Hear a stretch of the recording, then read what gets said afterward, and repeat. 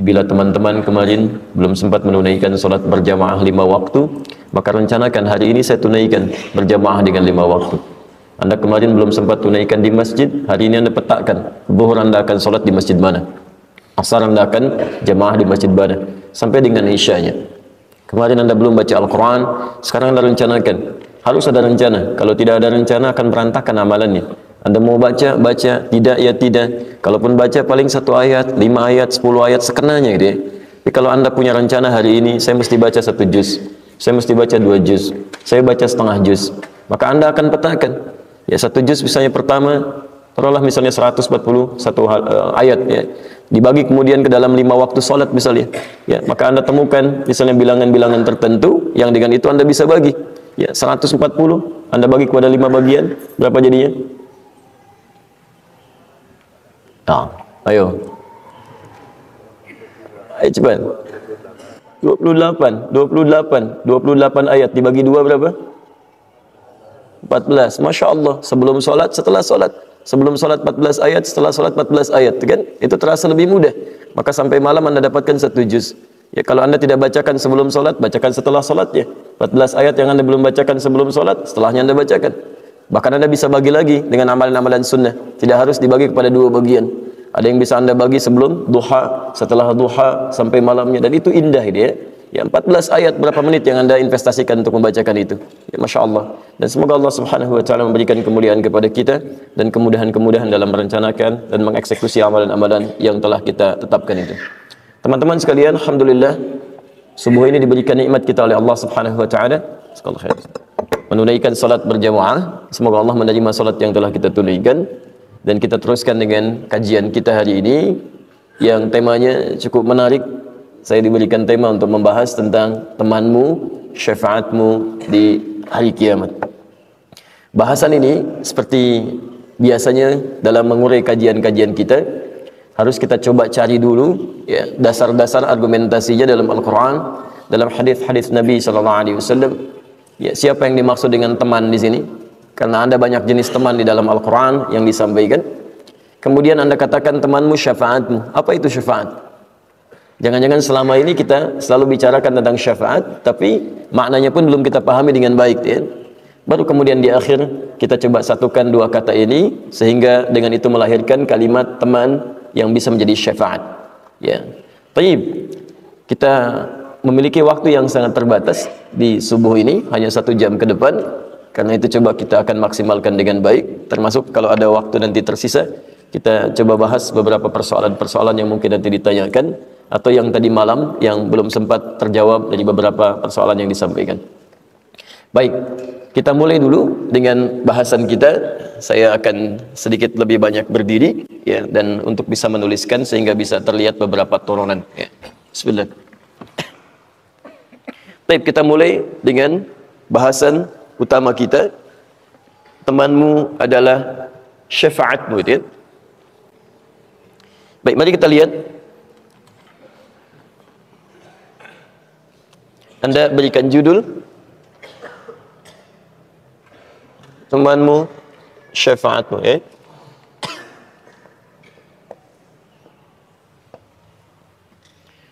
Kita turunkan dulu pertama tentang uraian teman dalam Al-Quran dan hadis-hadis Nabi SAW.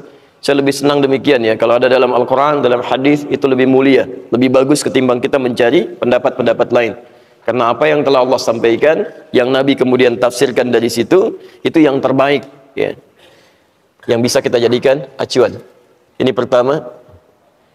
Kemudian kita turunkan yang kedua nanti pengertian syafaat, dan yang ketiga baru kita sambungkan 2 makna ini.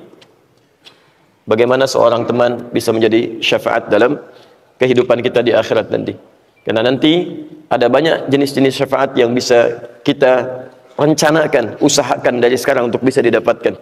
Ada syafaat nanti yang bisa datang dari para nabi, ya, khususnya Nabi Muhammad SAW. Ada yang nanti juga syafaat diberikan dari kitab suci, khususnya Al-Quranul Karim.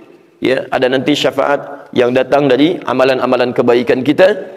Ada nanti syafaat yang datang dari teman-teman sekitaran kita, dan puncak syafaat adalah rahmat Allah Subhanahu wa taala yang diberikan langsung kepada hamba-hamba terpilih. Nah, dari mana yang Anda ingin usahakan? Setidaknya saat di dunia bisa kita pilih. Hari ini kita keluarkan satu. Taib. Pertama, teman, dalam bahasa Arab setidaknya ada 4 sampai 5 jenis teman. Dan Anda harus peka kapan istilah ini digunakan. Karena orang Arab saat bicara, ya orang-orang Arab fasih itu, ketika mereka memilih kata, diksinya akan sesuai dengan konteksnya. Ya, kalau orang Arab sekarang barangkali pada umumnya agak menyampaikan bahasa-bahasa sifatnya masih umum dia. Tapi orang-orang Arab dulu itu sangat menjaga kosakata dia. Jadi apa yang mereka maksudkan ingin disampaikan, pilihan katanya akan sesuai dengan konteksnya. Muqtadal hal istilahnya. Ya. Misal kita turunkan satu, ada yang disebut dengan zamil, zamilun. Jama'nya zumala. Insya Allah saya nggak hapus ini ya. Kedua, ada yang disebut dengan sadiqun. Sadiq. Jama'nya asdiqa.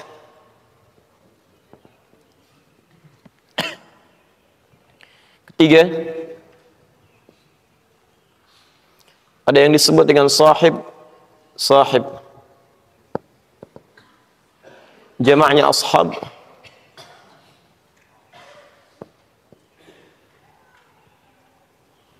Kemudian yang keempat, ada dalam bentuk kata majazi, kiasan, karimun. Ya. Kalau antum belajar sastra, ilmu balaghah, nanti ada salah satu bait syair di masa jahiliyah, karimun mata amdahuhu amdahuhu. Kan? Baik, ada karim. Jamaknya bisa karama. Kemudian yang terakhir bisa akhun atau ukhtun kalau perempuan, jamaknya ikhwatun, ikhwah.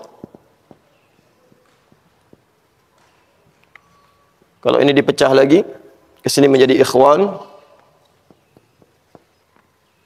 ini jadi akhwat perempuannya, akhwat. Ada 5 jenis teman yang setidaknya seringkali dimunculkan atau disebutkan dalam kosakata bahasa Arab dan praktek komunikasi mereka. Ini kita turunkan dulu, jadi nanti teman-teman kalau Anda ke Arab dipanggil dengan salah satu ini, kita bisa paham artinya. Jelas ya? Baik. Ya, kita mulai satu-satu. Bismillah. Zamil atau zumala, jamaknya zumala. Zamilun, ya, jamaknya zumala. Kalau disebutkan zamil, zamil artinya biasanya digunakan untuk menyebut teman secara umum. Ya, teman secara umum. Walaupun asal katanya menunjuk pada teman yang menenangkan dan menyenangkan. Ya, teman yang menenangkan dan menyenangkan. Ya. Tenang, senang, membuat nyaman. Makanya kadang-kadang dalam bahasa Arab tidak hanya manusia, perangkat-perangkat kehidupan pun yang kadang membuat kita lebih tenang, lebih nyaman menggunakannya, itu orang Arab sering gunakan kata zamil sebagai kiasan. Ya, bahkan digunakan kemudian orangnya yang penggunanya. Ya, kalau zamil itu temannya, penggunanya disebut dengan muzammil. Muzammil. Makanya Rasulullah SAW ketika satu kali beliau kenakan selimut yang dengan itu terasa tenang dan nyaman menggunakannya. Kemudian saat akan turun ayat tentang salat malam itu, kalimatnya menggunakan kata muzammil. Quran surah 73 ayat yang pertama, posisi paling kanan di pertengahan. Lihat kalimatnya, ya ayyuhal muzammil, hei orang yang sedang menggunakan selimut sebagai temannya yang memberikan ketenangan dan kenyamanan dalam tidurnya. Qumil laila illa qalila, yo bangun, jangan terlalu nyaman kamu dalam kehidupan malam itu. Nabi, Rasul, dekat dengan Allah, orang paling takwa, jelas surganya. Masya Allah, masih dibangunkan oleh Allah Subhanahu Wa Taala dengan wahyu untuk menunaikan sholat tahajud. Dan beliau biasa tahajud. Berapa jam sih tidurnya Nabi? Ketika nikmat menggunakan itu jangan terlalu nikmat dengan dunia. Tempat kamu bukan di situ. Ayo, hei ahli akhirat, cepat bangun. Antum nabi bukan, rasul bukan, itu kan? Sampai dengan subuh ini surganya belum jelas. Masya Allah, siangnya sibuk bekerja, malamnya sibuk tidur. Kapan tahajudnya, itu kan? Maka dipanggil, ayo, innalaka fin nahari sabhan tawila. Kamu siang tuh terlampau sibuk luar biasa. Malam kamu terlelap juga. Katanya pengen masuk surga. Hei, yang sudah jelas surganya masih bau bangun malam. Kamu yang belum jelas kapan kamu mencari bekal akhiratmu. Paham sampai sini? Ini zamil. Jadi kalau ada orang namanya muzammil, ya, maaf banyak sekarang ya. Ada muzammil Yusuf, ada muzammil hasballah, ada muzammil macam-macam. Itu artinya dia bisa dijadikan teman yang menyenangkan dalam kehidupan. Kalau ada namanya muzammil tidak menyenangkan, ingatkan, ya akhi, antum teman yang menyenangkan. Masya Allah. Bukan, saya muzammil. Hei, kamu teman yang menenangkan. Bukan, saya muzammil. Terserah kamu lagi. Ya, jamaknya zumala. Zumala. Ya. Kayak orang Arab kadang-kadang kalau anda misalnya umrah, ya, atau misalnya anda haji, kemudian di imigrasi anda ribut, anda macam-macam, gitu kan? Anda ditenangkan. Ya Zabili, gitu kan? Taib. Itu artinya, teman, ayo, ta'al hina, ta'al, sini, ya. Tenang. Taib. Kedua, sadiq. Jama'nya asdiqa. Sadiq jama'nya asdiqa. Jika disebutkan sadiq dalam bahasa Arab, itu artinya teman dekat yang selalu mengarahkan pada kebaikan, pada kebenaran maksudnya. Ini sudah dekat, ya. Kalau zamil masih umum. Kalau ini teman dekat.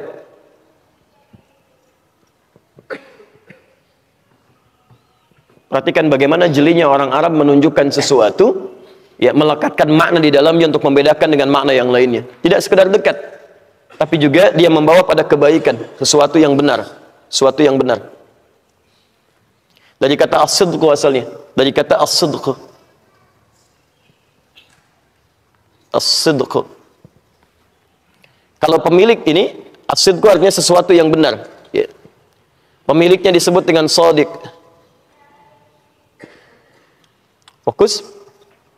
Pemiliknya, pemilik sifat benar, ya, yang selalu berjalan di tracknya.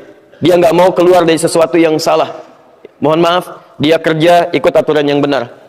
Dia kemudian misalnya masuk satu komunitas mencari sesuatu yang benar.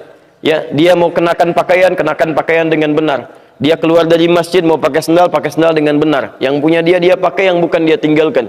Tayyib. Ya, jika anda misalnya menemukan orang yang seperti ini, orang ini disebut dengan shadiq. Kalau anda berteman dengan orang itu, kemudian ada hubungan yang lekat dengan anda, sampai selalu anda diluruskan pada yang benar, itu namanya shadiq. Nih, temannya disebut dengan shadiq. Shadiqun.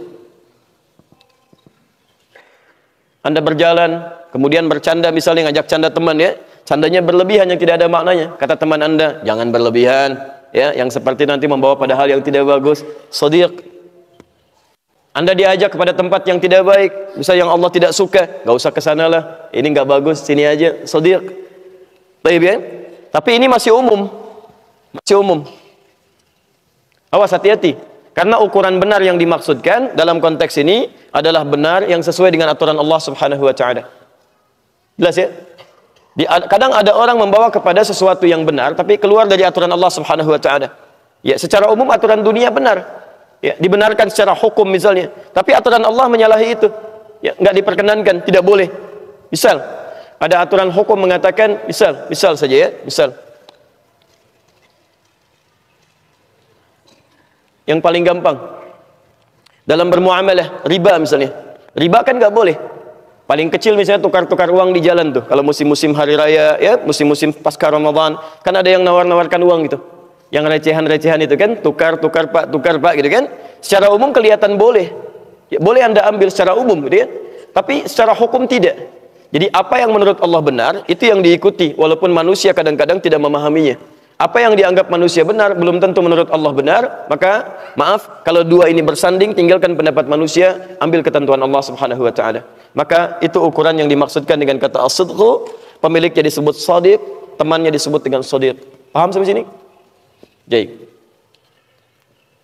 Nah, kalau dia kemudian alhamdulillah membela anda dari sesuatu yang misalnya diragukan oleh banyak orang. Orang ragu kepada Anda, ya, dengan kalimat-kalimat Anda, kebaikan-kebaikan Anda, dan dia membela Anda, meneguhkan kekuatan kepada Anda, maka berubah namanya dari Shadiq menjadi Siddiq. Siddiq. Karena itu sahabat Abu Bakar, ya, satu kali ketika orang-orang mulai ragu dengan Nabi Shallallahu Alaihi Wasallam karena diperalat oleh Abu Jahal setelah peristiwa Isra dan Mi'raj itu, Nabi naik ke Jabal Qubais. Jabal Qubais itu posisinya sekarang jadi istana raja di atasnya. Ada satu bukit yang di atasnya dibangun istana raja. Kalau Anda pergi ke Mekah, insya Allah yang belum berangkat, saya bermohon pada Allah mudah-mudahan diberikan kemudahan untuk sadar, dan yang belum bisa mengulang gitu kan. Tayyib, nanti Anda misalnya dari Zamzam tuh, Zamzam Tower, dari Menara Zamzam, tinggal ke depan sedikit, lihat ke kanan, ya, tidak jauh, cuma 5-10 meter, ada bukit sebelah kanan yang sudah ada bangunan yang megahnya, istana raja. Itu disebut Jabal Qubais. Jabal Qubais itu simbol kepemilikan, kekuasaan. Di siapa yang berkuasa, dia akan naik ke atas itu. Ya, termasuk Nabi Shallallahu Alaihi Wasallam ketika turun kalimat Isra dan Mi'raj, Abu Jahal mengatakan, kamu naik ke situ, sampaikan ada berita begini, dan menunjukkan bahwa Allah menitipkan satu kalimat-kalimat, ya, ayat-ayat yang harus disampaikan, yang dengan itu menunjukkan bahwa kekuasaan akan beralih kepada orang-orang Islam. Ya, tapi ternyata tujuannya memperalat. Setelah naik ke atas, dia tertawa, ya, mengatakan bahwa, nih lihat nih Muhammad sudah mulai mengarang-arang cerita. Aneh kan ajarannya? Dia katakan semalam cuman pergi dalam semalam, Masya Allah, dari Masjidil Haram ke Masjidil Aqsa di Palestina. Sedangkan kita ketahui, zaman dulu kan mohon maaf ya, pesawat gak ada, sepeda juga gak ada. Berapa jaraknya dari Masjidil Haram ke Masjidil Aqsa? Ya, dari Madinah ke Palestina saja, itu satu sehari 2 malam pakai bis tuh. Ya, belum kalau ke Mekah tambah 400 kilo lagi. Ya, Abu Jahal mengatakan, nah ini mustahil nih Muhammad, ya, dia penipu, pengarang macam-macam dan sebagainya. Dikeluarkan kalimat itu, dan orang mulai paham, seperti benar logikanya. Awas, hati-hati, satu kali kita akan dihadapkan pada kalimat orang-orang yang seakan benar menampilkan logika tapi bertentangan dengan ayat-ayat Al-Quran. Awas, hati-hati ya. Ada ayat-ayat yang meminta kita untuk memahami dengan iman, tidak sekedar dengan akal. Jadi kalau Anda belum bisa memahami dengan akal, beriman dulu. Setelah beriman, nanti hikmah datang untuk memahamkan akal Anda. Kalau Anda pahami dengan akal dulu, itu susah nanti, nyangkutnya kelamaan. Ujung-ujungnya sebelum paham sudah meninggal duluan gitu kan. Itu yang repot tuh, ya. Nah, kemudian kebanyakan orang ingkar, sedikit yang ragu. Lihat kalimatnya, kebanyakan orang ingkar, sedikit yang ragu. Maka tinggal satu orang lagi, yang kalau dipastikan orang ini mengingkari, sudah selesai dakwah Islam, ya, yaitu Abu Bakar.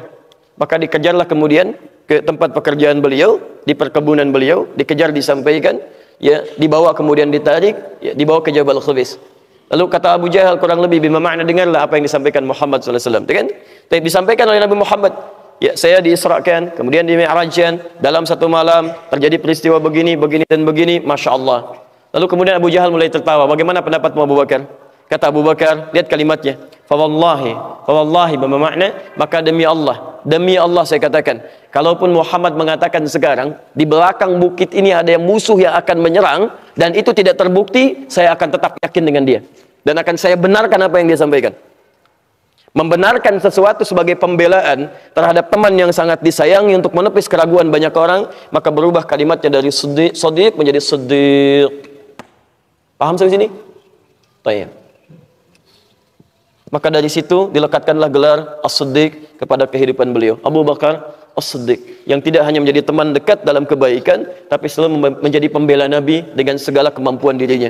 Entah itu dengan fisiknya, terlebih dengan hartanya, yang banyak kisah tertuangkan di situ dan luar biasa. Di satu saat mungkin antum bisa gali sirah sahabat, ya. Nanti kita bahas. Bagaimana tahunya kan Anda hijrah, Abu Bakar menemani Nabi dari Mekah ke Madinah. Pernah nggak bahas di jalannya terjadi seperti apa? Tidak banyak orang tahu kalau beliau sering gelisah, kadang ke depan, kadang ke belakang, kadang ke kanan, kadang ke kiri. Ya Abu Bakar, apa yang kamu lakukan? Ya Rasulullah, saya takut ada anak panah di depan, saya akan menjadi tameng bagi Anda, biar saya yang kena duluan. Ya Rasulullah, saya ke belakang, takutnya ada tombak dari belakang, biarkan saya yang kena duluan. Sampai kemudian ketika lekat ke Gua Thur itu, tidak seketika langsung masuk ke dalamnya. Ya, beliau lemparkan dulu batu ke dalamnya. Apa yang kamu lakukan untuk mengecek ada binatang buas atau tidak? Setelah itu kosong, tidak ada respon. Nabi mau masuk, tahan ya Rasulullah, dia masukkan tangannya begini. Kenapa engkau masukkan? Untuk mengecek lebih dalam lagi, gitu kan? Nabi hanya mengecek kecintaannya kepada Nabi sallallahu alaihi wasallam. Sampai di dalam tidak ada orang yang paling sedih, paling menangis, gitu kan? Kecuali Abu Bakar. Kecuali Abu Bakar. Sampai turun ayat di sini untuk memuji bagaimana kecintaannya kepada Nabi sallallahu alaihi wasallam. La tahzan innallaha ma'ana, gitu kan? Jangan kamu tahzan itu kan menangis, bukan sedih. Ingat ya, sudah ada kalimat, sudah ada air mata, sudah ada dumu' di situ. Sudah ada keluar, walaupun tidak harus misalnya kemudian air mata itu keluar dengan kalimat-kalimat yang lain atau perasaan-perasaan yang menghadirkan suara. Kalau itu sudah dibuka namanya, bukaun. Ya, jadi kalau buka itu artinya tangisan yang mulai pecah, yang mulai melahirkan isak. Kalau sudah terisak-isak itu sudah ada suara. Tapi kalau hazan itu kesedihan yang dalam yang bisa meneteskan air mata. Jadi saking kalau nggak ada musuh tuh udah keluar tuh tangis itu kan. Cuman karena ada musuh dia jaga tuh. Ya saking dijaganya beliau tapi keluar air mata. Bagaimana kalau ini terjadi kan? Kenapa? Kalau sudah musuh melihat ke bawah, sudahlah selesai kita. Ya kan? Yang dikhawatirkan bukan dirinya, Rasulullah sallallahu alaihi wasallam. Ini as-siddiq. Itu lain waktu kita bahas lah ya. Kemudian selanjutnya sahib. Sahib. Jika disebutkan sahib, itu teman lekat. Kemana-mana sering ikut. Kalau shadiq belum tentu dekat, belum tentu lekat dengan Anda. Lekat itu maksudnya kemana-mana ikutin, belum tentu gitu kan. Ada yang seperti itu, ada yang tidak. Yang penting ketika Anda ada dalam kesulitan, dia coba bantu untuk menunjukkan pada kebenaran. Tapi yang ini sering ikut kemana aja nih. Sahib. Dari kata sahibayashab. Sahibayashab, ya? Sesuatu yang selalu mengiringi. Taib. Jamaknya disebut dengan ashab. Kalau disebutkan sahib, ini artinya teman dekat yang sering mengiringi, setia, ya? Teman dekat yang setia mengiringi, mengikuti. Kenapa sayang? Tidak boleh ada yang menangis. Belum punya teman itu ya, coba cari temannya mana itu. Lihat sini, teman dekat yang setia mengikuti. Tapi ini masih umum. Kadang bisa bermakna baik, kadang bisa netral atau bahkan buruk. Ya, netral atau bahkan buruk. Ada yang sifatnya baik, kemana-mana diikutin, diberikan nasihat, tunjukkan pada yang baik-baik, gitu kan? Tapi tidak sedikit juga. Yuk ikut yuk, kemana? Ikut. Masya Allah traktiran ikut, makan-makan ikut, gitu kan? Jalan-jalan ikut, Masya Allah maksiat juga ikut, ya. Ini yang jadi masalah nih. Ada yang begitu, ada sahib ini. Kita ambil contoh di Quran aja misalnya kan? Quran surah ke-18 Al-Kahf. Ayat 32 sampai ayat ke-40. Dari posisi paling kanan di pertengahan agak ke bawah sedikit sampai yang paling kiri ke atas sampai dengan ke tengah lagi. Kalau Anda buka ayat 34-nya, 32 ini kisahnya sampai ayat ke-40. Ada dua orang diberikan contoh oleh Allah Subhanahu wa taala, ya. Dua orang laki-laki yang melakukan pertemanan sampai akrab luar biasa, ya. Wadrib lahum mathalan rajulaini ja'ala li ahadihima jannataini. Dan kami tampilkan contoh kehidupan persahabatan tentang dua orang. Yang satu di antara keduanya kami berikan harta yang sangat banyak. Masya Allah. Diberikan kebun-kebun yang luas, yang indah, yang rindang. Apa yang terjadi? Di ayat 34-nya. Kemudian dia berkata kepada temannya. Faqala li sahibihi, dia berkata kepada temannya. Lihat, ana aktharu minka mala ya wa azzu nafara. Lihat nih harta saya. Lumayan nih banyak daripada kamu. Kamu kapan kayaknya seperti ini? Jadi ada teman dekat, yang satu biasa-biasa saja, yang kedua kaya. Saya sudah mencapai ini nih, kita temenan dari dulu, dari mulai SD, misal kalau bahasa kita gitu kan, kemudian naik ke atas, saya sudah mencapai level ini hartanya nih. Ya, posisi saya juga cukup tinggi. A'azzun nafara itu termasuk yang ditinggikan, punya kedudukan. Kamu masih begini aja, kapan naik levelnya? Jelas ya? Taib, dia katakan apa? Faqala li sahibihi, menggunakan kata sahib ini. Ya, jadi Al-Quran ingin melekatkan sebuah pesan bahwa ada dua teman dekat yang sangat lekat, dari dulu sudah dekat, yang satu sudah mencapai kemakmuran dunia, yang satu hidup bersahaja. Ya. Cuman sayang, dunia yang didapatkan ini ternyata menjadikan dia sedikit berpikir lebih jumawa. Kalau Anda teruskan ke ayat 35-nya, 36-nya, posisi paling kiri sebelah atas kan sampai turun. Ya, wa dakhala jannatahu wa zalimun li nafsi. Kemudian dia mulai pamerkan kebunnya sampai dia berbuat zalim pada dirinya, mulai sombong. Ya, nih punya saya nih, ini anggur ya, anggur. Padahal tiap hari juga mungkin lihat anggur ya. Taib nih, lihat nih yang paling enak nih, yang begini dan sebagainya. Ada yang begitu. Ingat ya, ingat betul pesan ini ya. Ini kaidah dalam tafsir Al-Quran. Jika Anda temukan satu kisah di Quran, tidak disebutkan siapa namanya, kapan kejadiannya, masih umum, artinya di masa depan pun akan terjadi yang seperti itu. Anda akan temukan mungkin teman dekat, mungkin teman SD Anda, teman SMP Anda, sudah dewasa gitu kan, Masya Allah, sudah sama-sama beraktivitas, ketemu lagi, atau bahkan ikut Anda terus ya, kadang-kadang dia jadi bosnya, Anda jadi ikut-ikutnya. Ada sifatnya yang kadang ingin pamer, ingin tunjukkan kepada Anda, gitu kan. Assalamualaikum. Bro, kita janjian ya, saya kan, di mana? Di sini. Datang lihat tuh, tiba-tiba bawa misalnya, Masya Allah, padahal janjiannya cuma deket aja, mau olahraga ke gazebo, tapi bawa Ferrari misalnya, kan?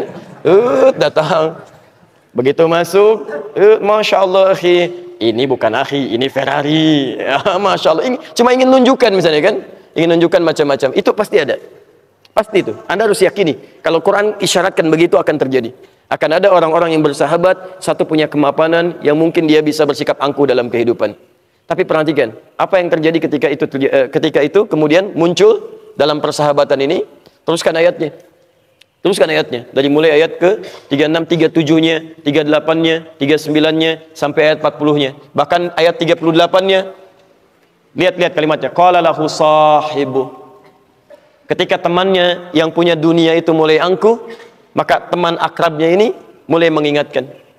Mulai mengingatkan. Lihat kalimatnya. Dia ingatkan. Bagaimana cara mengingatkannya? Itu indah sekali. Dia mengingatkan kawannya supaya lebih mengembalikan semua itu kepada Allah Subhanahu wa taala. Akafarta billadzi khalaqaka. Qala lahu sahibuhu akafarta billadzi khalaqaka min turabin. Kawan, masa kamu enggak ingat Allah? Allah ciptakan kamu dari sesuatu tanah, akan kembali ke tanah, semua ini enggak akan ikut. Ayo kamu banggakan dari sekarang. Kan ke alam kubur sama status kita. Apa kamu kira ketika dikuburkan semua itu akan dibawa? Kelihatannya sekarang seperti beda aja. Kamu pakai itu, saya pakai ini. Kamu mobilnya Ferrari, saya pakai angkot misalnya kan. Sama-sama ke kuburan, angkot saya nggak ikut, Ferrari kamu nggak ikut. Apa bedanya? Ya, pakaian kita juga sama. Ya, kain kafan juga kita sama. Masya Allah. Kamu silakan pakai aja, nggak ada masalah, kamu silakan. Di dunia kamu pakai kotak-kotak, saya pakai kain putih. Saya sama aja ketika meninggal kain kafan saya putih, kain kafan kamu bukan kotak-kotak, gitu kan? Jangan tafsirkan yang lainnya. Kan tafsirkan yang lain. Saya cuma isyaratkan saja ya, isyaratkan saja. Hati-hati, hati-hati. Oh, ini agak sensitif ya. Pulang dari sini jadi tersangka nanti saya. Kita cuman kasih contoh, bukan yang lain-lain ya. Karena sekarang ada orang-orang yang kadang-kadang suka rumit memahami urusan. Padahal ya, isyarat Quran dan Sunnah itu mudah gitu kan. Tapi dia persulit kan. Wah ini Islam kita itu Islam Indonesia, Islam khas, Masya Allah. Khas, sampai dimunculkan ini jangan, misalnya taruhin jangan ke Arab-Araban, pakai yang menggunakan misalnya pakaian kita itu gak ada masalah sih. Ya budaya Arab ya gak harus kita pakai, silahkan aja itu umum kok, silahkan. Tapi kalau ayat-ayat Quran, hadis ingin jadikan kepribadian, masa dilarang? Itu kan tuntunan gitu kan.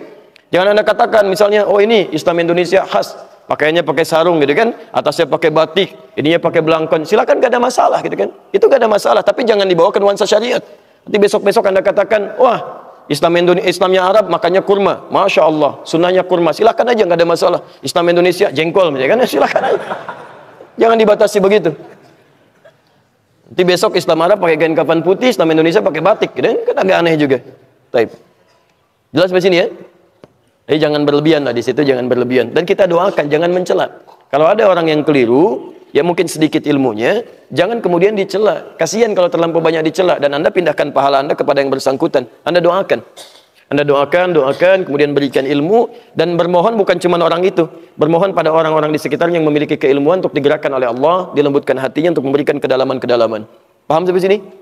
Baik. Saya tidak suka dengan hal-hal yang tidak baik ya. Kalau ada yang baik kita hadirkan yang baik, yang tidak baik kita tinggalkan. Jelas ya? Baik.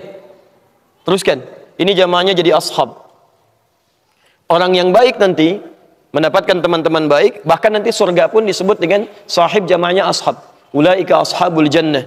Mereka itu ada yang temannya surga. Kalau sudah temannya surga dia lekat, gak akan dipisahkan. Tapi ingat, ada juga yang disebut dengan ulaika ashabun nari hum fiha khalidun. Ada orang yang temannya neraka. Kalau sudah jadi teman menggunakan kalimat sahib jamaknya ashab, itu artinya jangan harap bisa berpisah. Kalau di Quran sudah ada kalimat ulaika ashabun nar, bukan cuman masuk tapi jadi ashab, itu artinya neraka nggak pengen berpisah dengan dia. Begitu dia mau lari, mau kemana? Sini, kita kan temenan, ya. Tapi begitu mau lari, diambil lagi. Kan ada yang begitu, ada yang berusaha lari. Bahkan nanti ada yang nerakanya spesial.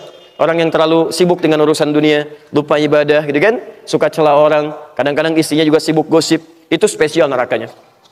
Hutamah itu, hutamah. Wailul likulli humazatin lumazah alladzi jama'a malahu wa 'addada. Celaka bagi para pengumpat. Tayyib. Siapa yang dimaksudkan di situ? Lihat kalimatnya, pengumpat, pencela, disebutkan sifatnya. Alladzi, satu. Kalau alladzi itu pasti menunjuk pada laki-laki. Ya, umumnya laki-laki. Alladzi jama'a malahu wa 'addada. Yang prianya sibuk mengumpulkan harta. Terus kumpulin lagi. Ya. Yahsabu anna malahu akhlada. Kan? Dia mengira bahwa harta yang dia kumpulkan bisa mengekalkan dia. Awas, hati-hati. Tapi yang paling menarik ketika menyebutkan humazah lumazah, disebutkan sifatnya menggunakan ta marbutah. Tak. Jadi suaminya sibuk mencari harta diperbanyak. Yang tak marbutah umumnya menunjukkan perempuan.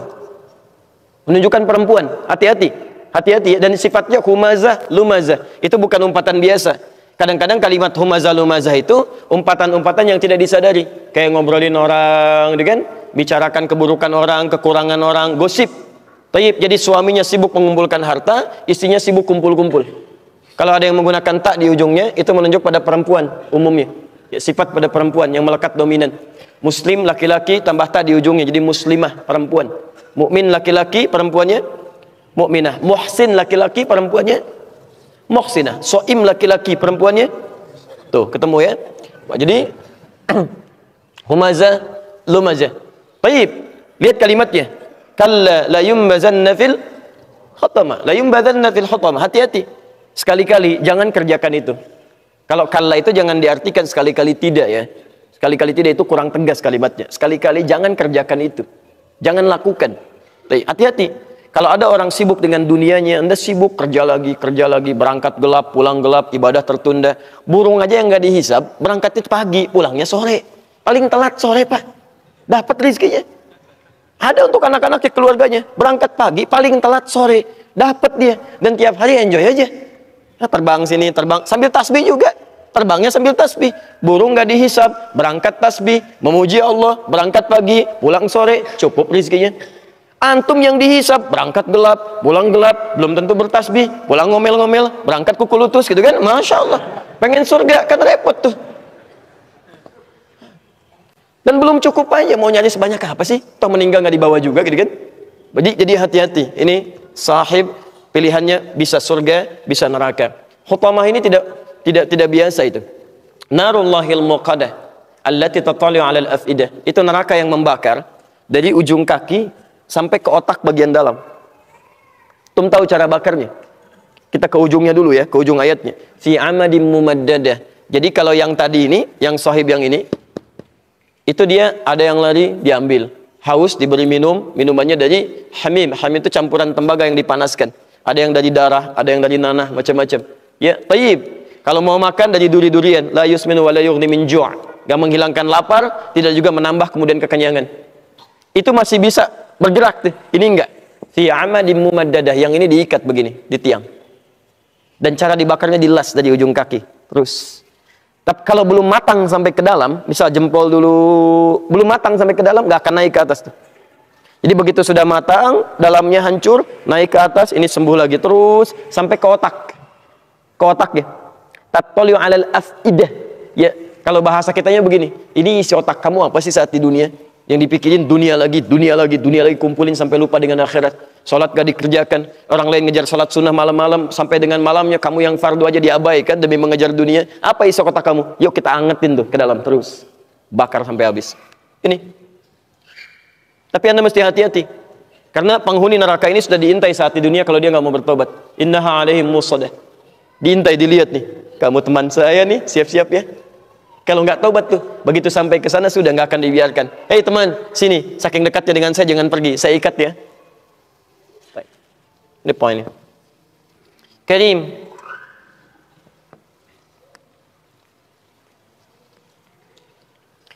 Tidak disebutkan kata karim dalam bahasa Arab kecuali kawan yang menunjuk pada sifat-sifat kemuliaan. Dia sifat mulia dia. Di segala yang berasal dari kata karuma, akram, ini menunjukkan ada kemuliaan-kemuliaan. Bukan cuman baik ya, tapi mengandung sifat-sifat mulia. Makanya di dalam bahasa Arab, kadang-kadang waktu-waktu yang menunjukkan kemuliaan-kemuliaan lebih daripada yang lain-lain, itu sering kemudian disandingkan dengan kata karim. Kami saat tinggal di Arab, saya ketemu kawan, sudah masuk mau dekat Ramadan, ya maka kita katakan Ramadan karim, Allahu akram. Ramadan karim, Ramadan banyak kemuliaannya ya, Allahu akram. Allah lebih mulia yang memberikan kemuliaan-kemuliaan itu. Jadi kalau Anda temukan di teman-teman Anda misalnya, ada kemuliaan-kemuliaan melekat di dalamnya, maka Anda dekati orang-orang seperti ini. Ya. Allah saja memuliakan dia. Masa kita tidak bisa mendekati dia? Allah memuliakan, malaikat memuliakan. Maka kalau Allah sudah muliakan yang bersangkutan, maka Masya Allah, ya, segala keberkahan akan melekat pada dirinya. Cari orang-orang seperti ini. Ini yang terbaik. Tapi kalau Allah saja tidak muliakan, jangan jadikan teman. Hati-hati, jangan jadikan teman dalam apapun kehidupan Anda. Ya, Allah aja nggak muliakan dia, masa Anda memuliakan dia? Aneh, gitu kan? Baik, Anda pilih lagi misalnya gitu kan, untuk jadi teman Anda. Apa saja kehidupannya? Ya, bisa dalam aspek yang lebih luas, atau aspek kecil, atau sekedar teman-teman biasa. Jadi kalau Allah saja tidak menghendaki dia, bagaimana Anda bisa menjadikannya teman dalam kehidupan? Kecuali Anda mendoakan dia untuk dirubah dan sebagainya, dan yang terakhir, dia sendiri yang bisa memilih nantinya. Taib. Teruskan dulu. Ukht. Jamaknya disebut dengan ikhwah. Laki-lakinya ikhwan, perempuannya akhwat.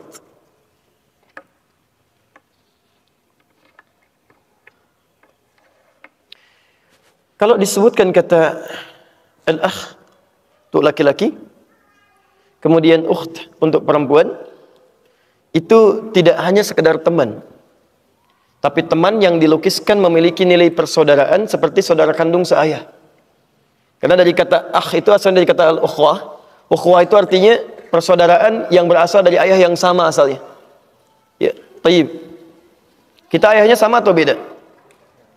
Halo? Masya Allah ya. Ayah antum dengan ayah saya sama tidak? Taib, kita ayahnya sama tidak? Beda. Kalau ayah moyang kita sama tidak? Itu baru kita bersepakat di situ kan? Baik, ayah kita sama tidak? Tidak. Ayah moyang kita sama. Siapa ayah moyang kita? Adam, tahu dari mana? Baik ya, sudah ada itu sudah kita jelaskan dulu ya.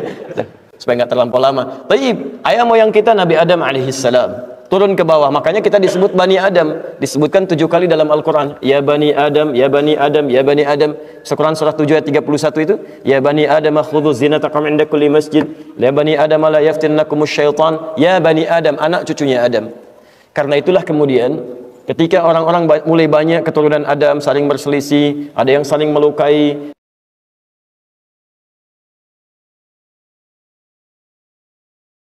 nilai yang dalam kehidupan. Hei, kenapa kamu saling menyakiti? Kenapa kalian saling terpecah belah?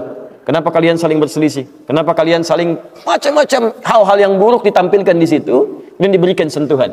Kalian ini bukan cuma sekedar teman, tapi saudara satu ayah moyang yang sama.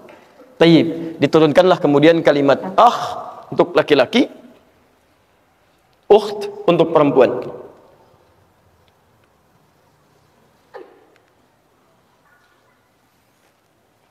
Kalau Anda ingin jadikan misalnya teman saya, saudara saya, atau saudari saya, ingat, kalau disebutkan konsekuensinya bukan cuma jadi teman, tapi Anda perhatikan orang itu seperti Anda perhatikan saudara seayah Anda. Itu dalam bahasa Arab disebut demikian. Jadi kalau Anda misalnya panggil teman Anda, ya ya, tidak dengan kata sahib, ya sadiq, ya, tapi di Arab manggil Anda ya atau ya akhi misalnya kan? Tayyib, maka itu artinya dia memberikan perhatian kepada Anda seperti dia berikan perhatian kepada saudara sebapanya. Paham ya? Di kalau Anda punya adik sebapa langsung misalnya kan, Anda berikan perhatian, Anda berikan nasi, bahkan Anda lapar, dia lapar, Anda berikan terhadap dia dulu misalnya. Kemudian ada kalimat ini Anda munculkan, maka sifat-sifat itu Anda hadirkan dalam kehidupan. Paham? Kalau laki-laki dipanggil akh, kalau menunjuk kepada kita, saya misalnya, maka tambah i di ujungnya. Ya, cepat ya. Akh. Ditambah ya di ujungnya, jadi akhi misalnya. Akhi, saudara saya, teman saya.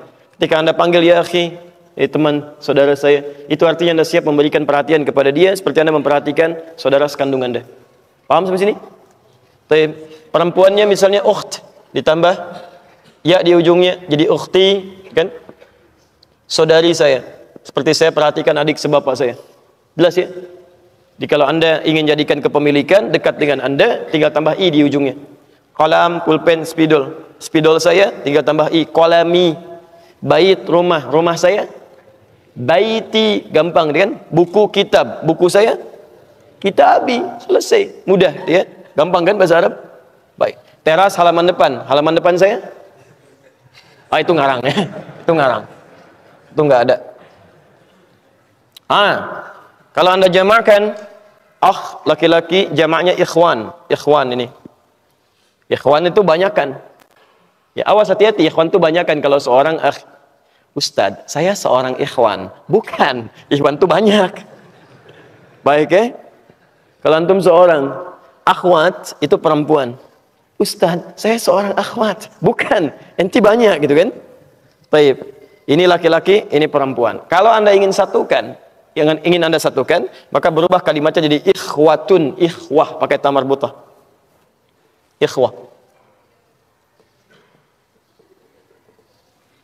Saya sering dengar kalimat ikhwan akhwat, sebetulnya bisa Anda singkat ikhwah. Selesai gitu kan? Ikhwah sekalian. Itu selesai. Kalau ikhwah itu sudah mencakup laki-laki dan perempuan. Kalau Anda ingin khususkan laki-laki, sebut ikhwan. Kalau Anda ingin sebutkan perempuan khusus, sebut akhwat.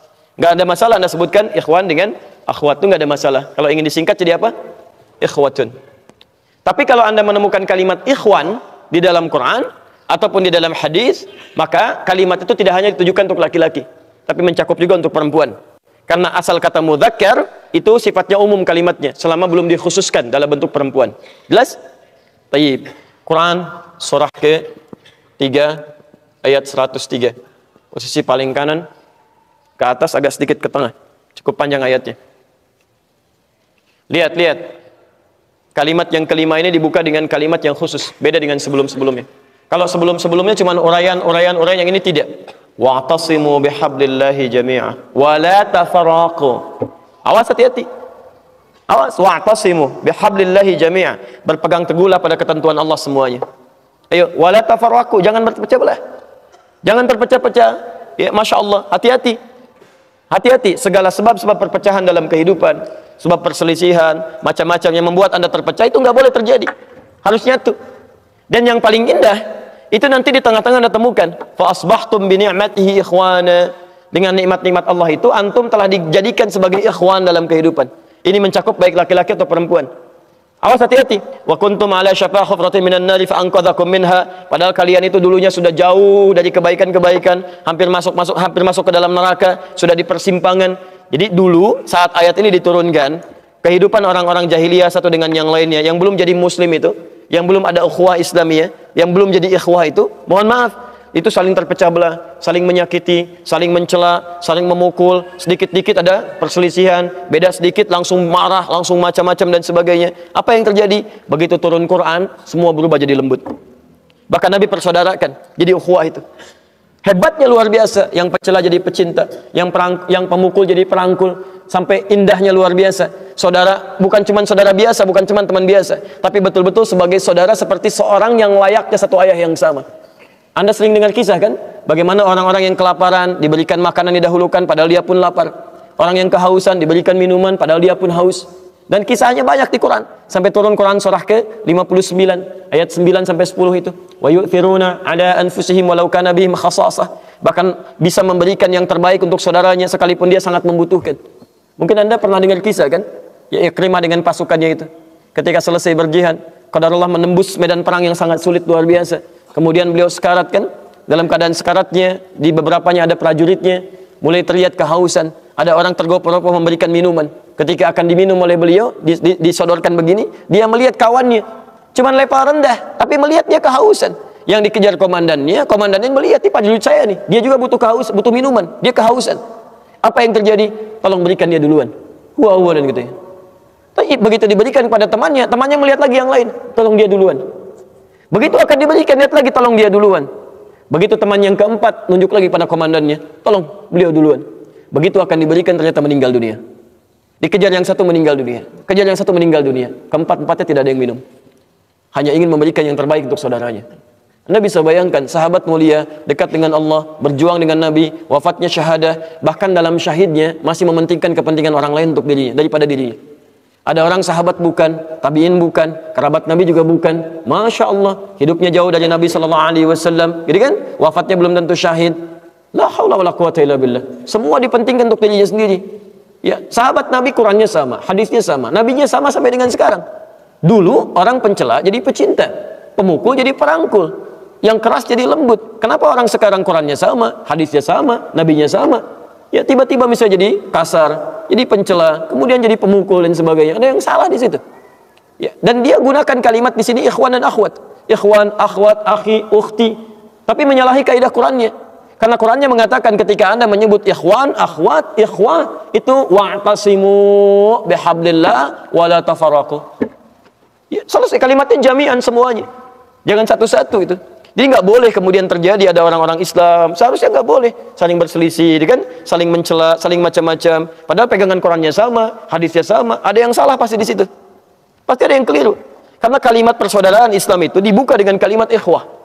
Dan kalimat ikhwah itu fa asbahtu bi ni'mati ikhwana. Ya kata Al-Qur'an, "Hei, dengan nikmat Allah, kami sudah jadikan kalian itu satu saudara, teman yang menjadi saudara dalam kehidupan." Dan itu dibuka dengan kalimat, lihat kalimatnya, wa'tasimu bihablillah. Tapi itu syarat ya. Di sepanjang Anda berpegang dengan ketentuan Allah, maka persaudaraan ini akan bisa dibangun. Tapi kalau tidak berpegang dengan ketentuan Allah Subhanahu wa taala, maka sulit akan menemukan yang seperti ini. Ya, maka belajar dengan benar bagaimana Allah menurunkan kitab sucinya, seperti apa maknanya, pelajari oleh Anda. Kalau sudah pelajari dengan baik, tahu surganya, tahu nerakanya, tahu manfaatnya ibadah, tahu tentang pahala, tahu tentang harta tidak akan abadi, itu mudah kita memberi pada orang lain. Itu maksudnya. Jelas di sini? Baik. Terakhir, ada yang tidak saya sebutkan di sini, ini peran antagonis. Jadi kalau Anda ikut hukum Allah, maka sifat persaudaraannya temannya ukhuwah, laki-lakinya akh, perempuannya ukht, jamaknya ikhwan, ini akhwat, keduanya ikhwah. Bersatu dalam hukum Allah. Ya, bersaudara dalam hukum Allah. Jadi bukan dalam hukum biasa. Ya kalau bersaudara hukum biasa, jangankan orang Islam, non-Muslim juga bisa. Tapi orang-orang yang disebut ikhwah ini, walaupun dia dekat, sering membantu, baik, tapi tidak mengabaikan hukum-hukum Allah Subhanahu wa taala. Jelas di sini? Jadi ketika temannya datang, dia mau jamu, bukan karena dia mau datang, tapi karena Allah perintahkan. Ketika dia mau memberi, bukan karena dia butuh, tapi karena Allah perintahkan. Paham sampai sini?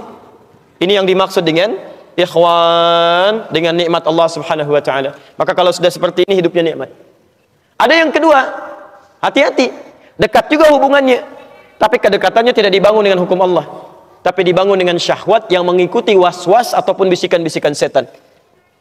Maka oleh Al-Quran diistilahkan pertemanan ini dengan nama qarinun, jamaknya qurana. Oh, hati-hati, qarinun, jamaknya qurana.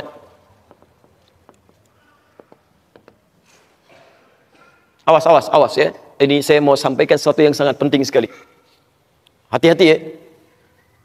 Misal kalimat qarin pertama kita temukan di Quran surah ke-4 An-Nisa ayat 38. Quran surah 4 ayat 38.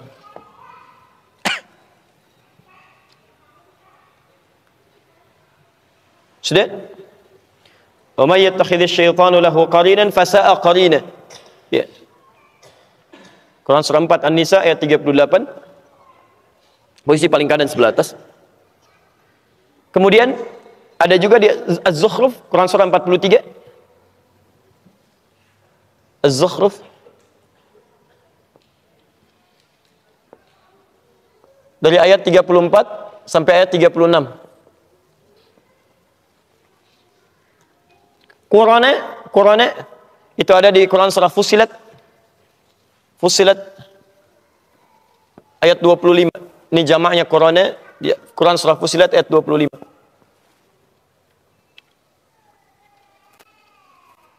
Setelah saya tutup ini, baru kita masukkan langsung ke syafaat dan kita bisa akhiri uraian kita dengan baik, insyaallah. Jelas sampai sini? Halo, jelas? Belum saya terangkan, bagaimana bisa jelas? Belum saya terangkan. Kalau sudah jelas saya selesai gitu kan? Baik. Apa itu qarin? Qarin itu asalnya dari kata al-qarnu. Sesuatu yang menempel lekat. Sesuatu yang menempel lekat. Al-qarnu. Ya, tanduk kerbau itu disebut dengan qarnun. Qarnul jamus. Qarnun, nempel dia. Ya. Kalau ada teman yang selalu lekat, memberikan pengaruh gitu kan, sampai nempel betul, nggak mau terpisahkan, itu kemudian berubah katanya dari kornun menjadi korinun.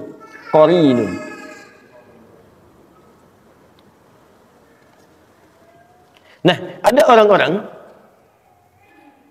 yang menjadikan setan sebagai teman dekatnya, dan setan nggak mau berpisah dengan dia. Hati-hati ya. Makanya nanti kenapa setan disebut dengan korin? Karena setan itu selalu pengen lekat dengan manusia seperti tanduk nempel pada kerbau. Ya, dia dekatin terus dan selalu membisikkan yang buruk-buruk.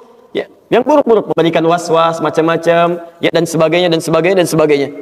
Dan menariknya ada orang-orang yang secara dia tidak sadar nih. Dia tidak sadar, dia menjadikan pengaruh-pengaruh setan sebagai bimbingan untuk melakukan aktivitas. Baik. Kalau pada yang nampak jelas haramnya, barangkali itu mudah dihindari. Ya, setan katakan, misal ya, sedang adzan berlangsung, Allahu Akbar, Anda diajak untuk berlaku maksiat, bisa kan? Lakukan ini, Anda bisa mudah tolak itu. Tapi yang tidak mudah untuk dilakukan adalah, awas, ketika dia mulai menggoda masuk pada wilayah agama. Apa diantaranya? Misal, saya berikan beberapa gambaran. Quran surah ke-18 ayat 103 sampai 104. Posisi paling kiri di pertengahan. Awas, disebut dengan dhalla sa'yuhum fil hayatid dunya wa hum yahsabuna annahum yuhsinuna sun'a. Ada orang-orang yang tersesat dalam amalannya saat hidup di dunia dan dia mengira dia sedang melakukan kebaikan. Jadi ada orang yang digoda oleh setan. Godaannya ini, mohon maaf ya, bukan pada aspek dunia, tapi masuk pada aspek urusan-urusan agama. Tuntunan syariat. Misal, ya, Anda didorong untuk umrah berkali-kali, haji berkali-kali misalnya kan, padahal di sekitaran Anda ada orang-orang yang sangat membutuhkan, ya, ada orang fakir yang kehilangan mata pencahariannya, ada orang yang putus sekolah, ada macam-macam, bahkan Allah tempatkan Anda di lingkungan yang memang butuh perhatian. Tapi Masya Allah, Anda jadikan itu sebagai kenikmatan. Berangkat lagi, kasih cerita lagi. Sementara di sekitaran Anda sangat mengharapkan dan berdoa kepada Allah. Ya Allah, mudah-mudahan stipulan perhatikan saya. Hati-hati. Bila terjadi seperti demikian, orang-orang yang gemar melakukan ibadah dengan kesenangan dan lupa dengan sekitaran sebagai prioritas, itu bagian dari godaan setan. Hati-hati. Jangan-jangan antum sibuk umrah, sibuk haji hanya untuk kesenangan aja. Berangkat lagi ya. Itu setan sudah masuk. Termasuk menanamkan perselisihan, perpecahan, dan sebagainya. Ya, bahkan Nabi sampai mengingatkan, jangan sampai ada orang belajar, siapapun, orang yang belajar, man ta'allama ilman, siapa yang mempelajari satu ilmu, ya, la yuridu bihi, dia tidak meniatkan untuk pencariannya ini, ya, li ghairi wajhillah, selain kepada ridha Allah Subhanahu wa taala. Ya. Apa diantaranya? Ada yang belajar untuk mendebat orang lain, ada yang belajar untuk menjadikan dirinya hebat, ada yang belajar untuk dikenal, ada yang belajar untuk dinilai sebagai seorang alim. Kata Nabi, la yashtamu raihatal jannah. Dia tidak akan pernah mencium bau surga. Hati-hati. Tidak sedikit orang-orang belajar hanya sekedar untuk menampakkan nih saya yang paling hebat dibanding dengan yang lainnya. Termasuk para ustadz juga, Anda harus sering doakan. Apa Anda kira mudah jadi ustadz? Tidak. Riaknya mungkin ada di situ. Ingin banyak dikenal dengan jamaahnya, tidak ingin terpisah dengan jamaahnya, tidak ingin kehilangan jamaahnya, tidak ingin kehilangan popularitas. Itu tidak mudah. Tidak mudah. Makanya Nabi ketika akan berdakwah, yang turun pertama itu ayat dakwah, fikih dakwah dulu.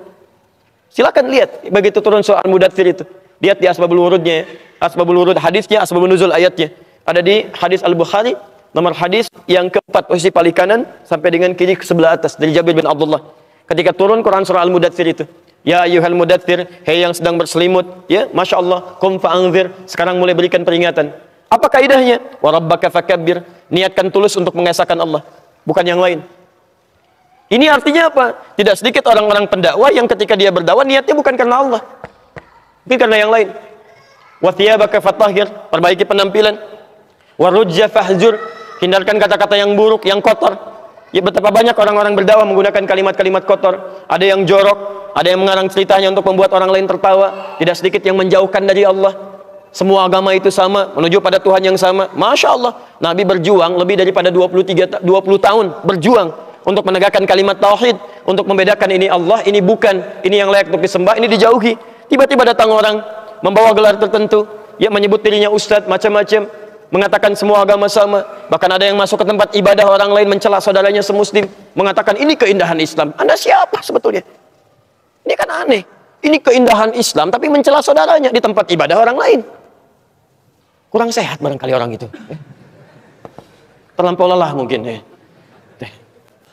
Jadi ada yang salah teman-teman. Ada yang keliru gitu kan. Makanya coba cek. Ya, coba cek. Kalau Anda belajar pada sesuatu yang membuat Anda jauh dari agama, termasuk nanti lihat ayat itu akan turun deh. Akan turun ya. Termasuk ada orang yang dikaburkan dalam urusan agama, dia merasa benar padahal banyak salahnya. Ya, banyak salahnya. Saya berikan gambaran sederhana ya. Ketika Anda belajar Islam tapi tidak membuat Anda tenang pada kepribadian Anda, itu ada yang salah di situ. Pasti ada yang salah. Anda belajar Islam tapi semakin jauh dari Allah, nggak tenang atau sibuk mikirin orang lain misalnya, itu pasti ada yang keliru. Ya, surga sendiri aja belum jelas, udah mikirin orang lain. Ada yang fatal di situ. Nah, itu yang disebut dengan qarin. Nah, sekarang kita kembalikan, saya akhiri di sini. Siapa teman yang bisa memberikan syafaat? Dari semua teman ini, yang 5 ini, selain itu yang 1, siapa teman yang bisa memberikan syafaat? Halo? Saya ulang, siapa teman yang bisa memberikan syafaat? Wallahu alam nggak ada di sini, cuma 5 ini. Baik. Nah, mari kita lihat ya. Di antara teman yang bisa memberikan syafaat, coba kita hapus dulu sebentar ya. Baik. Boleh saya hapus yang ini? Alhamdulillah. Saya berakhir di sini, kita ambil hadis sekarang ya. Hadis riwayat Muslim. Nomor hadis 183 dari sahabat Abu Sa'id Al-Khudri. Dan kita berakhir di sini. Radhiyallahu ta'ala anhu. Sudah? Sekarang perhatikan. Ini tafsir dari Quran surah ketiga ayat 103. Ini tafsirnya. Kalau Quran surah 3 ayat 103, mana yang disebutkan di antara kelima ini? Apakah zamil, sadiq, sahib, karim, atau ikhwan? Ikhwan. Quran surah 3 ayat 103, posisi paling kanan dari sebelah atas sampai dengan ke tengah. Fa asbahtum bi ni'matihi ikhwana, bukan ashab, bukan karama, bukan asdiqa, tapi ikhwan. Ini poinnya. Yuk, sekarang kita lihat tafsirnya. Itulah sebabnya nanti banyak dipopulerkan panggilan ikhwan, akhwat, ikhwah, akhi, ukhti. Sebetulnya sasarannya ini. Ini poinnya. Ya. Bismillah. Qala Rasulullah sallallahu alaihi wasallam, bersabda Rasulullah sallallahu alaihi wasallam fi marwahu Abu Sa'id Al-Khudri, pada hadis yang diriwayatkan oleh sahabat Abu Sa'id Al-Khudri radhiyallahu taala anhu, qala, beliau menyampaikan, qala Rasulullah sallallahu alaihi wasallam bersabda, lihat kalimatnya, bima makna. Lihat, saya langsung ke ujung hadisnya saja karena ini cukup panjang sekali. Hatta idza khalasal muslimuna, hatta idza khalasal mu'minuna minan nari, sampai ketika orang-orang beriman diselesaikan urusannya dari neraka. Maksudnya hisab. Ya, saat dihisab dan dipisahkan nih, orang beriman semua sudah masuk surga, sudah siap masuk surga semua. Ya. Yang buruk-buruk masuk neraka. dah masuk ke neraka. Jadi kalau amalan Anda misalnya 50,001%, Masya Allah, maka Anda masuk ke dalam surga insya Allah. Lebih banyak amal baiknya. Tapi kalau amalan jelek Anda misalnya 50,001%, amal baiknya 49,99, masuk kemana? Ke neraka. Walaupun cuma 0,01%. Yang jadi masalah sekarang 50%, amal baik 50, amal jelek 50. Masuk ke mana? Taib. Nah itu belum ke surga dan tidak ke neraka. Lihat kalimat saya, belum ke surga, tidak ke neraka. Disimpan di tempat yang tinggi, yang bisa teramati keduanya. Bisa melihat ke surga, bisa terdengar jerit neraka. Kalau lihat udah nggak tega, udah nggak kuat ke neraka. Terdengar jerit neraka. Yaitu disebut dengan A'raf namanya, tempat tinggi yang bisa melihat keduanya. Disebut A'raf. Ya, makanya ada Quran surah Al-A'raf, Anda baca dari ayat 45-nya sampai dengan ayat ke-50-nya. Ada ashabul A'raf yang belum ke surga dan sangat ketakutan mendengar jerit-jerit neraka sehingga ingin mengharapkan rahmat Allah Subhanahu wa taala. Dia akan ditempatkan di situ di tengah-tengah nanti sampai selesai hisab.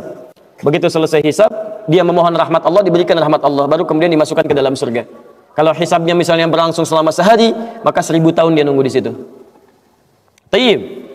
Hatta idza khalasal mu'minuna minan nari, sampai ketika orang-orang beriman itu ya, mulai diselesaikan dari urusan nerakanya. Tayyib, sudah mulai masuk ke dalam surga. Ini sudah selesai, mau masuk ke dalam neraka. Dan dimasukkan, masuk semuanya. Apa yang terjadi? Ma minkum min ahadin bi ashaddi munashadatan lillahi fi istiqsa'il haqqi li ikhwanihi tayyib minal mu'minin lillahi minal mu'minin. Anda tidak akan temukan pada saat itu situasi saat orang-orang beriman akan masuk ke dalam surganya. Sementara yang neraka sudah dihukum di situ, sudah banyak yang dihukum, sudah macam-macam masuk. Ini sudah mulai mau selesai, tiba-tiba ada orang-orang yang mengadu kepada Allah Subhanahu wa taala, memohon dengan sangat. Nabi katakan, Anda tidak akan pernah temukan orang yang paling banyak kuat permohonannya kepada Allah, memelas dengan tulus. Asyaddu munasyadatan. Munasyadah itu sesuatu yang dimohonkan dengan sangat. Ya Allah, mohon ya Allah. Mohon ya Allah. Fawalladzi nafsi biyadi, sampai Nabi berkata, maka demi Allah yang jiwaku ada di tangannya. Ini Nabi bersumpah dengan jiwanya. Tidak pernah ada kalimat dalam hadis, ya, kalimat seperti ini kecuali menunjukkan itu sangat serius. Ingat, sangat serius. Dan ada sesuatu yang penting di dalamnya. Nabi serius menyampaikan ini. Kita jangan anggap bercanda gitu kan. Falladzi nafsi biyadi, maka demi jiwaku yang ada di tangan Allah Subhanahu wa taala, yang bisa diwafatkan kapan saja. Lihat kalimatnya. Fayaqulu, maka mereka berkata, fayaqulu, maka mereka berkata, ya Rabbuna, wahai Rabb kamu, wahai Rabb kami yang tengah merawat kami di dunia, memberikan kecukupan, memaafkan kami, mengampuni kami, dan memberikan nikmat surga sekarang. Wa ya Rabbuna, ya Rabbuna, wahai Rabb kami, hum ashabuna, mereka ada di antara teman-teman kami. Dalam kalimat yang lebih kuat, kalimat yang menggunakan ikhwan, kata ikhwan, hum ikhwanuna, hum ikhwanuna, mereka saudara-saudara kami ya Allah. Hum yasumuna ma'ana, ada orang-orang yang berpuasa bersama kami saat di dunia. Yusalluna ma'ana, kanu yusalluna ma'ana, mereka salat bersama kami saat di dunia. Jadi tiba-tiba ada sekelompok ikhwan yang datang kepada Allah, yang kehilangan saudaranya. Kok nggak ada di surga gitu kan? Ketika dia mau berangkat, padahal dua punya cita-cita yang sama dan sebagainya, tapi karena bekalnya tidak cukup, sebagian ada yang masuk ke dalam neraka. Tiba-tiba mengatakan kepada Allah dengan permohonan yang sangat, ya Allah, saya kehilangan saudara saya. Ya Allah, saya kehilangan saudara saya.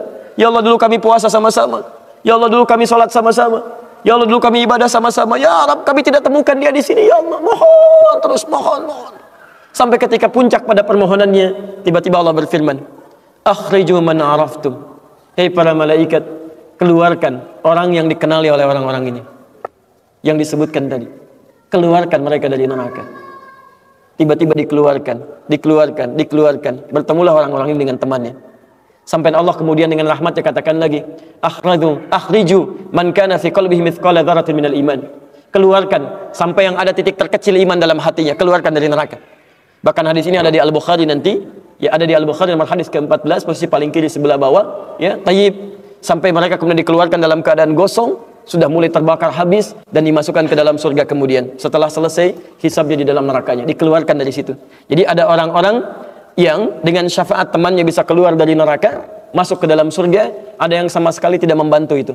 Ya, dosa-dosa yang begitu besar tidak bisa keluar dan kekal dia di dalam neraka. Walaupun dia merasa beriman kepada Allah, tapi digugurkan keimanannya dengan ibadah-ibadah yang melanggar ketentuan Allah, seperti syirik dan sebagainya.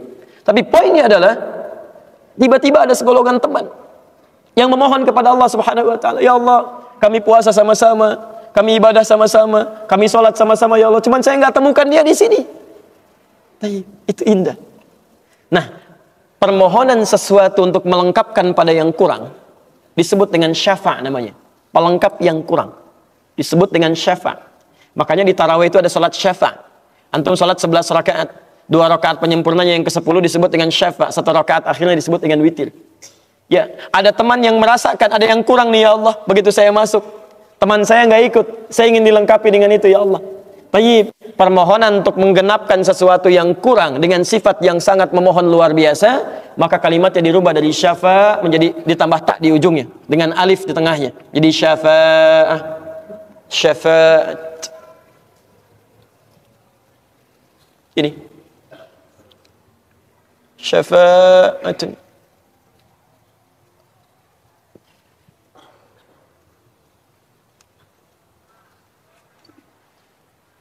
Permohonan untuk mendapatkan kelengkapan nikmat. Permohonan untuk mendapatkan kelengkapan nikmat yang belum didapatkan. Baik. Saya mau akhiri ya, karena ini sebenarnya tidak banyak bahasannya. Siapa orang-orang ini? Itu yang disebut dengan ikhwan. Makanya ketika ayat Qur'annya mengatakan wa kuntum ala syafa hufratin minan nari fa anqadhakum minha, dan kalian sudah ada bahkan yang sudah mau di bibir neraka itu. Karena ketika diangkat itu oleh Allah Subhanahu wa taala dengan perintahnya, ya diperintahkan oleh Allah. Tayyib, dalam bahasa hadisnya ada yang diangkat baru neraka itu masuk ke kakinya sampai ke betisnya. Ada yang sudah masuk sampai ke punggungnya, ada yang sudah ke lehernya, dan ada yang sudah tenggelam di dalamnya. Tayyib, jadi ada yang baru di bibir neraka diangkat. Ada yang baru sudah mau masuk ke neraka diangkat, ada yang sudah tenggelam diangkat. Jadi macam-macam. Ya, fa asbahtum bi ni'mati ikhwana. Siapa yang bisa mengangkat itu semua? Di antaranya Allah berikan nikmat kepada Anda dengan dapatnya ikhwan-ikhwan dalam kehidupan. Cuma itu yang bisa menolong Anda di hari akhirat, teman-teman terbaik selain syafaat-syafaat yang lainnya. Ada orang mendekat kepada Al-Qur'an, ada orang sering bersalawat kepada Nabi, ada orang mendekat pada hukum-hukum Allah. Ada orang-orang yang belum bisa maksimal menunaikan itu semua, dia cari teman-teman yang soleh yang menunjukkan pada kebaikan-kebaikan. Bukankah sering Anda dapati seperti itu? Mungkin Anda bersahabat dengan teman yang tingkat ibadahnya jauh di atas Anda. Anda masih sibuk dengan urusan dunia, tapi masih menunaikan sholat, masih puasa. Tapi karena kesibukan dunia Anda, Masya Allah, kurang bekal ibadah Anda. Tapi beruntungnya Anda dengan punya teman yang soleh, berjamaah dengan imam yang soleh, puasa dengan dia, buka sama-sama, kadang sering ikut-ikut misalnya dalam ta'limnya, dalam macam-macamnya. Masya Allah. Maka tiba-tiba ketika Anda dikenal oleh dia, diingat oleh dia, di akhirat nanti tidak ditemukan Anda. Ya Allah, dia kawan saya ya Allah, dia teman saya ya Allah, dia saudara saya ya Allah, kami pernah ta'lim sama-sama ya Allah, kami pernah puasa sama-sama ya Allah, kami pernah sholat berjamaah sama-sama ya Allah. Mohon jangan pisahkan ya Allah, jangan pisahkan. Pertanyaan, sudahkah Anda punya teman seperti itu yang bisa menolong dalam kebaikan? Kalau belum temukan, cepat cari mumpung masih hidup. Sebab kalau sudah kehidupan itu berakhir, tidak mudah untuk menemukannya. Maka pastikan di kantor Anda, teman Anda bisa membawa Anda ke surga. Pastikan di rumah Anda, pasangan hidup Anda adalah teman yang bisa membawa Anda ke surga. Pastikan di tempat kehidupan Anda, siapapun tetangga Anda, kerabat Anda, teman-teman sekolah anak Anda adalah teman yang bisa mengingatkan dan membantu Anda untuk mencari Anda bisa masuk ke dalam surga. Dan saya mohon pada Anda semuanya, tolong ingat ini ya, baik-baik. Kalau nanti di akhirat Anda tidak temukan saya di surga, tolong ingatkan kepada Allah, saya pernah ada di sini, saya pernah ada di sini, tolong ingatkan. Kalau antum di akhirat nanti tidak temukan saya di surga, tolong ingatkan. Ya Allah, mohon ya Allah, Adi Hidayat pernah mengajar saya dan mengingatkan saya di sini. Ya. Subhanakallahumma wa bihamdika asyhadu an la ilaha illa anta astaghfiruka wa atubu ilaik. Wa akhiru da'wana alhamdulillahi rabbil alamin. Assalamualaikum warahmatullahi wabarakatuh.